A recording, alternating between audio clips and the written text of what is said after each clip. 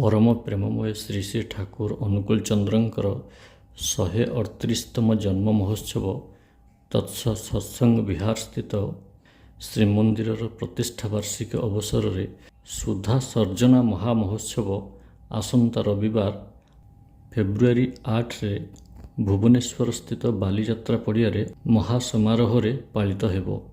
राज्यस्तरीय एही भव्य उत्सव रे लक्षाधिक सत्संगी श्रद्धालुଙ୍କ आगमन हेबा सहित उत्सव दिन प्रत्युषरे वेद मांगलिक নহবত उषा कीर्तन समवेत विनती प्रार्थना एवं सद्ग्रंथ पाठ कराजिबो।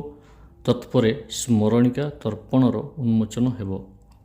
धर्मसभा सह दिवसव्यापी मातृमंच एवं भातृमंच रे विविध सांस्कृतिक कार्यक्रम भजन और कीर्तन परिवेशित हेबा सहित लक्षाधिक भक्त समागम हेबो।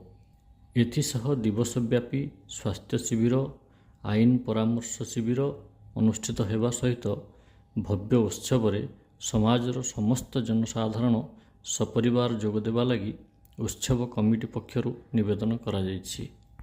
ग्रामांचल बहु लोक आने जो तो अत्यंत नीच स्तर अच्छी से किपरि होते सामिल कर आचार्य से आभिमुख्य से आम चेष्टा करूँ ग्रामांचल सहरांचल पर्यंत प्रति जनसंपद को एपरी सामिल करूँ सेवा दे पारू विभिन्न भाव से आनंदित होती आप प्रमुख भूमिका निवेदन जनाऊँ।